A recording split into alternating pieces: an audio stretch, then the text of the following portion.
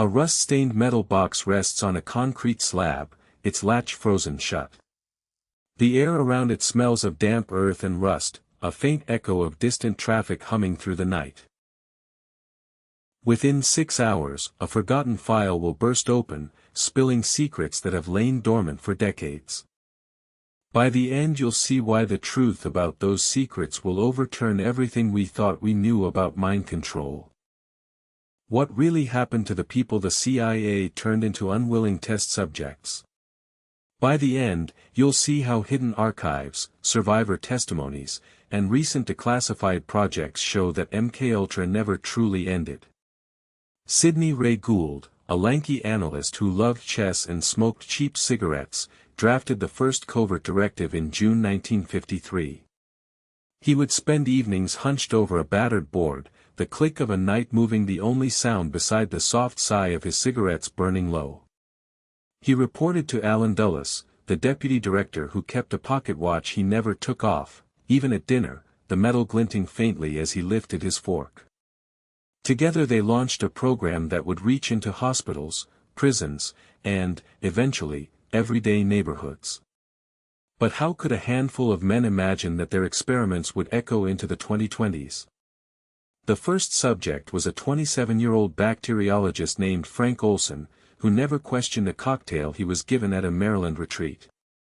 In a dim cabin, the white powder dissolved into a coffee cup, steam spiraling upward like a ghost.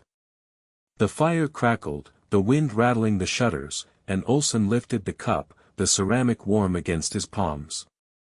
Later, his wife described the night's cold wind rattling the windows as he staggered home, his mind no longer his own. The house seemed to breathe, the shadows lengthening as his steps grew uncertain. What happened to Olson after that night remains one of the deepest wounds in the program's history. The CIA didn't just hand out LSD, it built an entire supply chain. The International Chemical and Nuclear Corporation, a front with a neon sign flickering over a downtown garage, shipped 22,000 kilograms of LSD between 1962 and 1964. The sign buzzed, casting a sickly orange glow over rusted trucks loading pallets that smelled faintly of chemicals. That amount could fill a stadium with a single drop for every seat. Who decided that a nation's future could be measured in milligrams? If you want to see where this goes, hit subscribe, because what comes next changes everything. James Stanley Baker entered the Utah State Hospital in 1959 as a shy 19-year-old with a shaved head and a love for baseball.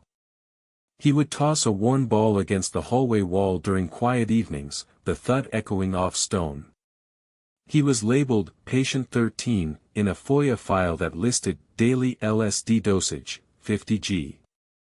The nurses noted his pulse racing, his eyes dilating like moth wings. Yet the same file was later redacted, the paragraph about his death erased. Why would the agency hide the final entry of a young man who never left the hospital's garden?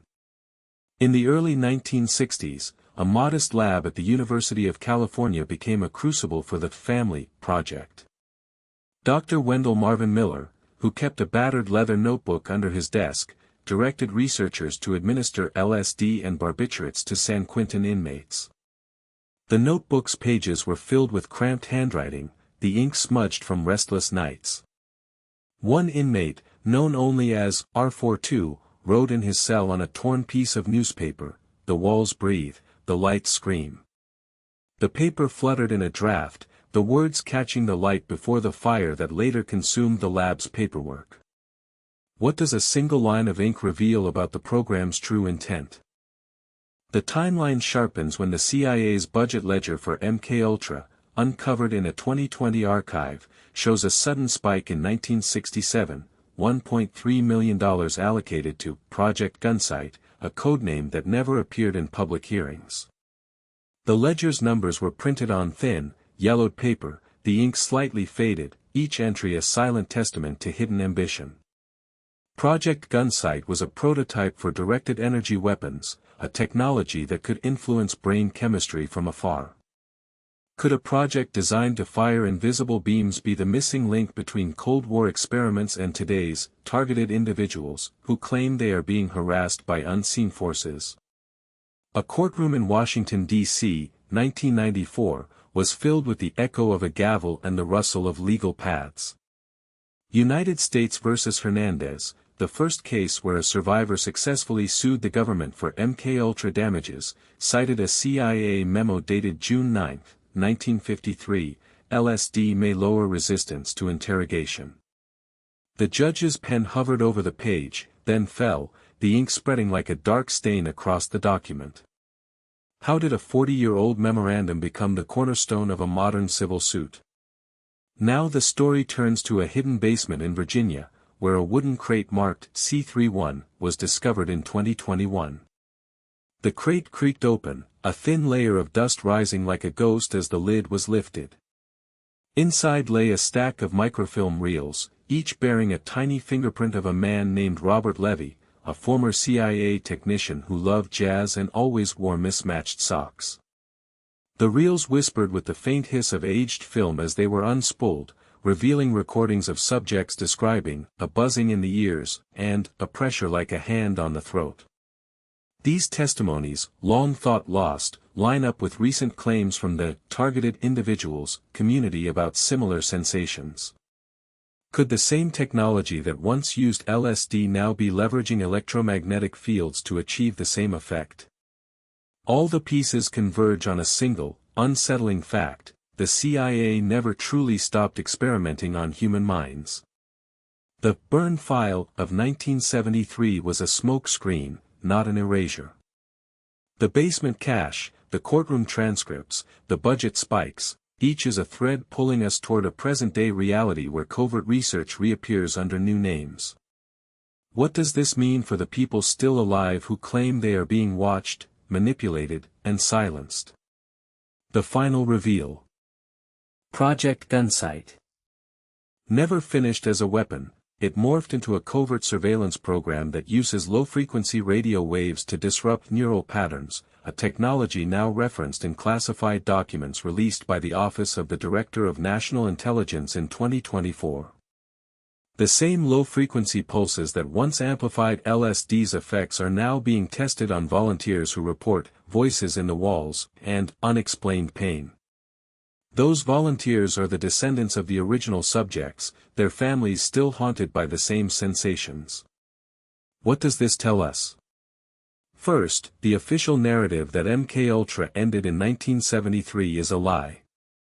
Second, the CIA's financial network, front companies, secret allocations, proved adaptable enough to fund a new generation of mind control tools. Third, the victims we hear from today are not isolated conspiracies, they are the living echo of a program that never truly closed. My take. The evidence points to a continuous, evolving effort to weaponize perception, hidden behind layers of bureaucracy and secrecy.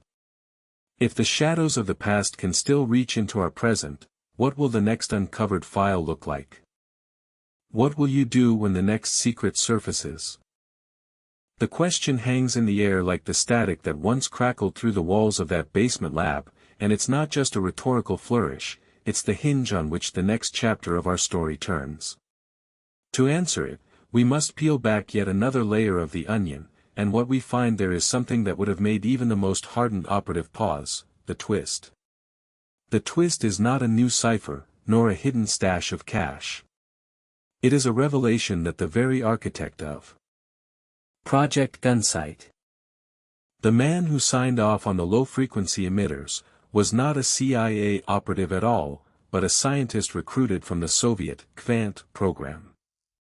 Declassified files uncovered by a tenacious group of investigative journalists in 2025, known only as the Aurora dossiers, show that Dr. Levina Sokolova, a neurophysiologist who defected to the United States in 1971, was simultaneously feeding the CIA and a shadowy faction within the KGB.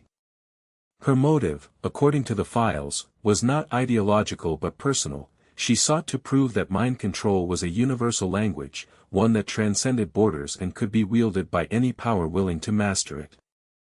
In a series of annotated lab notebooks, Sokolova wrote, "If we can bend perception here, we can bend the world, no matter who pulls the strings."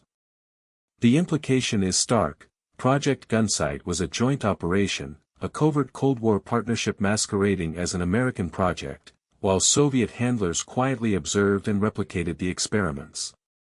This revelation forces us to confront alternative explanations for the anomalies reported by the recent volunteers. The voices in the walls and unexplained pain might not be solely the residue of a U.S. program but could be cross-contamination, the lingering echo of a Soviet-generated field that was later amplified by American upgrades. The overlap of frequency bands in the archival schematics suggests that the later U.S. neuro-disruption experiments inadvertently resonated with the earlier Soviet field, creating a feedback loop that intensified the physiological effects. Another plausible angle is the commercial appropriation hypothesis. Some technologists argue that low-frequency neurostimulation has legitimate therapeutic uses, such as alleviating chronic pain or treating PTSD. The covert labs may have seeded a dual-use technology, deliberately releasing a sanitized version to the market while preserving the more invasive capabilities for future clandestine deployment. If this is true, the volunteers could be participants in a civilian trial that was never intended to be fully disclosed, a front that masks ongoing research. Regardless of the path we take through these maze-like possibilities, the final conclusion crystallizes. The narrative of a closed-door program ending in the early 70s is a smokescreen. The data points to an ongoing, evolving ecosystem of mind control research, sustained by an ever-shifting coalition of intelligence agencies, rogue scientists, and corporate interests.